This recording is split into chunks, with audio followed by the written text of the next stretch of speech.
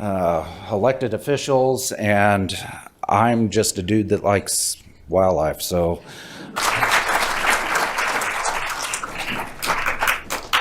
Thank you so much. It's a great pleasure to be here today. This is a wonderful session, and I'm looking forward to spending a few minutes with you now. Kevin Perry gave a beautiful introduction this morning, talking about the dust and where it comes from, why we have it, and introduced some of the issues around the health effects. And I'm going to drill a little bit deeper here. I hope you all believe that particulate air pollution is bad for health. If you don't, I'll talk to you about that a little later, and we can go into it a little deeper. But some of the things we need to think about a little more as we look at the specific issues that will arise from the drying lake bed is issues as to why the size of particles matter.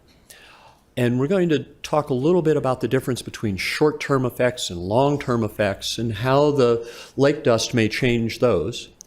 And we're also going to talk about the nature of the particles. Dr. Perry introduced the word arsenic this morning, and we'll come back and talk about that a little bit more as well. I'm going to try to hit a nice balance between some of the science and a few numbers, but at the same time keep it high level in terms of the things people can take home as the important messages. You may have seen this picture before. It's useful to have some sense of what the size of particles is all about. And we talk about PM10 or PM2.5, and those numbers give you the aerodynamic diameter, how big the particle is. And this slide's helpful because it gives you a sense of, oh, there's a human hair, and there's some, at 90 microns is fine beach sand. The PM10 is dust that you might see, particularly around your house, mold, pollen. And then PM2.5 is these very tiny particles that you can't see without a microscope, although when they all get together, you may have trouble seeing the ochres. Now, why have we picked out PM2.5 as something that's important? Because we know air pollution has all sorts of size particles, but we measure PM10 and PM2.5, and the Environmental Protection Agency has set standards for these because of their potential for getting into the lungs and the health effects. So I'm going to teach you a little bit of lung anatomy and physiology here. So as we talk about, when you breathe in, you breathe through your mouth and your nose, and you get to your windpipe. That's, this is a big hose, but then it branches and branches and branches. And from the nose to get to the whole working part of the lung involves, 23 generations of branching. Lots and lots of separations. And these tubes get smaller and smaller. And for those of you who are used to small rivers that run, or who have dealt with forced hot air heating in your home, it's in air conditioning, or sometimes it's plumbing, you know that when something is flowing through a tube and then it hits a branch point, anything that's carried in the fluid deposits at that branch point. And the way this is set up is larger particles fall out as they come in. So your nose screens a lot of things. Your upper airway screens things. The PM10, as was mentioned this morning, gets out into some of the smaller airways.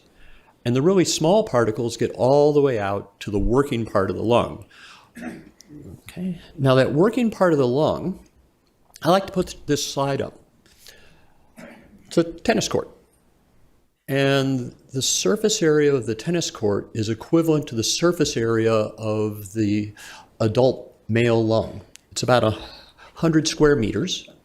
It's our largest site of interaction with the outside world.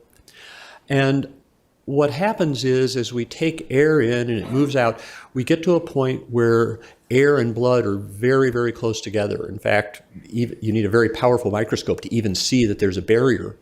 And that means that anything carried in the air that's of an appropriate size, 2.5 microns, and gets down there, has access to the blood, and through that can affect health in all the other organs. And over time, with many studies, we know that air pollution, particularly particulate air pollution, PM 2.5, impacts many, many organs. It impacts the lungs, of course, because that's where the particles go in the first place.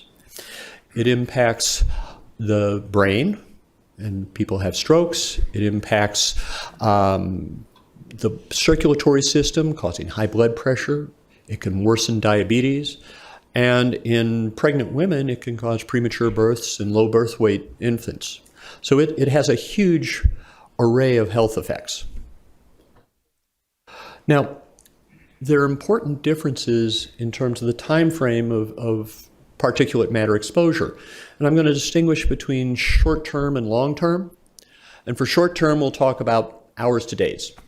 And we actually, if you listen to the weather person at night, they'll be talking about what our numbers are. And the numbers they usually give us is the 24-hour average. And the Environmental Protection Agency has set a level, and I'll show you these. You don't need, not trying to remember these numbers, but come back and talk about the level where they get really excited is above about 35 micrograms per cubic meter. So a cubic meter of air, it's a large amount. And if you've got 35 micrograms of PM 2.5, then you are in violation of EPA standards, and we have a red air day. For longer term exposure, they average things over the course of a year.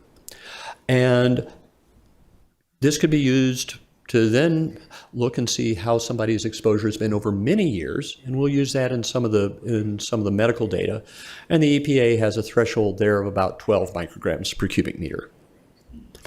Now, in Utah, in the Salt Lake Valley, we're very used to inversions in the winter, to these cold pool events. And as you know, we end up with a situation with a high pressure area, snow on the ground, cold air, and everything that's emitted into the valley builds up, and over time we reach a high level of pollution. And I've got my 35 is my level there, and you can see we go up and it's high, and then a storm comes and clears it out, builds up again, another storm, and so on and so forth. So this is the sort of thing we're accustomed to. And there's a lot of on the health effects of these short-term events. We know there's data all over the world, but data actually from Utah, we know that the risk of heart attack goes up after 1 to 3 days of increased particulate matter.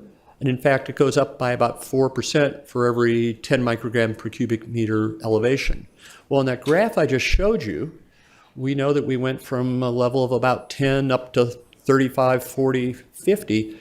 So you're getting a real multiplicative effect. We also know you get increased stroke risk of about that same magnitude. Now, these numbers, these are small changes at the level of sort of an individual, so that an individual emergency room doctor or an individual hospital won't say, oh, I saw a whole lot more problems with heart attacks and strokes. But when we do the statistics and look at what's happened across the whole valley, we see that this was very much a real effect. We also see increased respiratory events with asthma attacks. People who have chronic obstructive pulmonary disease or COPD will have worsenings requiring changes in their medication, often ER visits or hospitalizations. And we know that from other studies from Utah, from Ben Horn and colleagues down at Intermountain, that if you look at how many kids show up in the ER with lower respiratory tract complaints, bronchitis, pneumonia, and those things, those all go up short-term in response to higher levels of particulate pollution. We also know, looking at pneumonia, Cheryl Perozzi, one of my colleagues at the university, did a nice study showing that that older individuals above age 65 are more likely to have pneumonia, requiring hospitalization, and even have increased rates of death after short periods of elevated particulate matter. Now, to put a few more numbers on that, this is, again, a sort of classic winter period with inversions, and the air quality gets worse.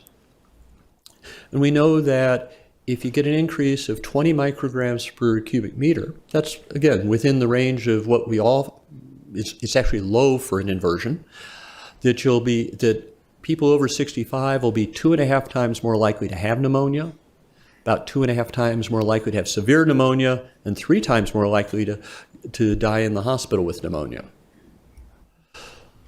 I'm going to show you another experiment that actually is kind of a fun one to think about. This was done in London, and they took some people who had mild asthma. They used inhalers, but fully functional, and said, okay, go for a walk. You're going to go for a walk for 2 hours, and then we're going to check how your lungs work. But we're going to do your walk in 2 different places. We're going to do a walk on Oxford Street, where there's buses and diesel fumes, lots of pollution, or you can go to Hyde Park, where it's nice and tranquil and the air is better. In fact, the kind of numbers they get, again, the PM 2.5 levels wouldn't really raise a flag here. They're up in the upper limits of acceptable. And in Hyde Park, they're better. They're about 12. And what they did is they did a pulmonary test where you have a person take a breath in and blow out as hard as you can. And we know if you have asthma and your airway's narrow, you can't blow out as fast and you can't blow as much out. So we measure how much you blow out in 1 second. And if that goes down, we know that your asthma is causing you problems. So this is looking at that value, that change in how much they can blow out in 1 second. And when they walked in Hyde Park, not much change, everything was fine. When they walked on Oxford Street, it drops. And I guess that's not a surprise, but they took a 2-hour walk. And the next day, 22 hours later, they were still reduced. So we know this caused lots of inflammation, it made their asthma worse. It has a longer term effect than you might expect from the short exposure. Now, talked about heart attacks and strokes and a bunch of these respiratory things. But in some of the large epidemiologic studies, we say, okay, what happens if we just look across cities, what's happening to mortality rate? Is air pollution on a short term, not horrible air pollution, but just, modest changes, is that changing mortality rates? And this is a study that looked at over 600 cities across 24 countries, and they looked over 2 days, so really quite short term, and they looked at all-cause mortality. And as you can see, the worse the pollution, the higher the mortality. But the important thing here is there is no safe level of pollution, that it has effects even down at the bottom. And also, this curve actually gets steeper and steeper as it goes to the bottom, down here. So in that red box, the pollution levels are actually quite low. We would be saying it's an okay day here, and it's the steepest part of the curve. So a small change in pollution there actually has a bigger change in the mortality than it does up in areas where, in cities where the pollution is much higher. So it makes a difference what's happening even with small changes. Yeah, and there is no level of pollution that's safe. So let's think about the lake bed and the dust that Dr. Perry was talking about this morning. So we'll see increased day-to-day particulate exposure, an increased number of days of higher levels of PM10 and PM2.5. And those are going to be associated. If, again, I'm not the one to tell you how much dust we'll have or what the levels will be, but if the projections are right for worsening air quality, we're going to have increased cardiovascular events, we'll have increased respiratory events, and we'll have increased overall mortality. And I want to emphasize that by worsening our air quality, by having more days like that, we'll see these health effects even in the absence of the extreme events where you can't see across the valley. So that's short term. I want to move now to long-term effects. And this is data from DAQ, the Division of Air Quality. And on the news we spend all our time talking about inversions, wildfires, I'll mention those in a minute, and short-term things, because Utah actually does okay in terms of our long-term average. All those lines are from all the different monitoring stations we have. That orange dotted line is the current standard of 12 micrograms per cubic meter, and we're pretty much okay. Everything looks good, and you can also see we're better than we've been over a number of years. That's great. We know that small changes in annual average can have important health effects. I'm going to circle back to what the dust is going to do for that, but as we think about it, we know from lots of large studies that if the community is experiencing higher average PM 2.5, you're going to have more heart attacks, more overall mortality, you're going to have worse lung disease.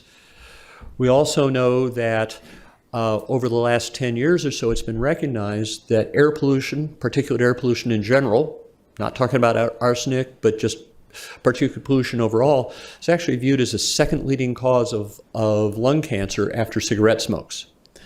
So it's, the particulate matter is a big deal here. And this is a study, I keep bringing it back because I want to always bring some data in, so this isn't just my opinion. And this looks at mortality, and this was assessed in 2000. And they said, let's look at what people were exposed to back between 1979 and 83, or between 1999 and 2000. So longer ago, more recent. And if their air quality is worse, if the average particulate pollution is higher, what happens? And this is percent change in mortality. And we know that overall mortality is worse. In particular, the cardiopulmonary mortality is worse. Heart attacks, that's ischemic heart disease, are up by 13 and 15%. Cancer's up, and everything else actually does okay because all those things are so bad. So we're talking about discrete big events, heart attacks, hospital admissions, but air pollution actually has other kinds of impacts. This is a study, the Nurses' Health Study is a wonderful study where a number of nurses were enrolled in a cohort and followed over many years and told us about where they lived, and we were able to figure out their environmental exposure, their diets. It's been a tremendous source of information. And this part of it, they took 19,000 women who were aged 70 to 81, and they were able to track where they'd lived and what their average exposure to PM 2.5 had been. And then they did some detailed cognitive testing and said, okay, you're getting older, let's look at how you're thinking. And what they found is that there's a decline in cognitive function, not surprising, but that when they looked at the exposure to particulate pollution they'd had, basically an average of 10 micrograms per cubic meter higher levels of particulate matter over the years accelerated their cognitive aging by about 2 years. So that that when we are seeing higher average levels, we're actually speeding aging of the brain. And then at the other extreme, we can talk about pregnancy and newborns. And it's well known that exposure to particulate air pollution gives you increased odds of premature birth, increased odds of low birth weight babies, even at full term. And we're still trying to figure out exactly what the key parts of pregnancy are for this, but it looks like it has effects on at least the first trimester, during the first trimester and the third trimester. So long-term pollution, implications of the dry and safe Great Salt Lake for long-term pollution are very important. We know that despite the focus on short-term effects, we need to be thinking more about these long-term issues. And Great Salt Lake dust is tied to the winds. And Kevin did a great job pointing out that the winds mainly are in spring and fall, right? We have our inversions in the winter, we have wildfires in the summer, and now we have spring and fall where we're going to have increased problem with pollution. And so adding lake bed dust pollution to our wintertime events is going to increase the average annual level of PM 2.5. And that increased average level is going to lead to increased mortality and increased burden of illness. My third point I want to talk about is the nature of particles. This, I needed a transition slide, so this is my transition slide. Turns out that PM 2.5 differs depending on where you live. And these funny little circular graphs show what goes into the particles. And you can see sometimes it's more sulfate, sometimes it's more carbon, organic carbon. There is some nitrate in there, except in Salt Lake City, where it's tremendously nitrate. We're still trying to understand the implications of, nitrate versus sulfate and things. We know all particulate pollution is bad, but trying to understand which is worse. We also know that in the Salt Lake Valley, it's a little complicated because there's stuff that's emitted as particles, but there's also other chemicals that are emitted from all our usual sources of pollution. And those things all get together in an enormous black box in the atmosphere. And when we've got cold conditions, lots of sunlight, all the things that happen during our inversions, you end up actually cooking an evil soup and making new particulate matter. And during the peak of an inversion, about 2/3 of the particles are these ones that were generated in the atmosphere. Now, they're generated from things we emitted. This is not naturally occurring stuff, but they're different than the others. And there's evidence that for heart disease, the secondary particles may be worse than the primary particles. So we're trying to understand how these differences change things. Now, similarly, we get wildfires. And the Salt Lake Tribune, how bad is this year's wildfire season? Actually not that bad, so long as you're not trying to breathe. And we know that wildfire smoke differs from the usual stuff that's emitted along I-15, and that it's got all sorts of terrible stuff in it. There's, beyond carbon monoxide and nitrogen oxides, it's got irritants, it's got known carcinogens of multiple sorts. It's got dioxin, a terrible poison, and I don't have a slide for it, but we know that wildfire smoke causes significant, short-term exposure to wildfire smoke causes the same problems, but perhaps worse than the things we get from our urban emissions. So it's a bad actor, and some differences in how much heart disease, how much lung disease, things like that. So what about dust from dried lake beds? And just as we think about, there are three we might want to think about. We mentioned, is it Owen Lake or Lake Owen? I see it both ways, but you're going to hear about it tomorrow, so I'm not actually going to talk about it.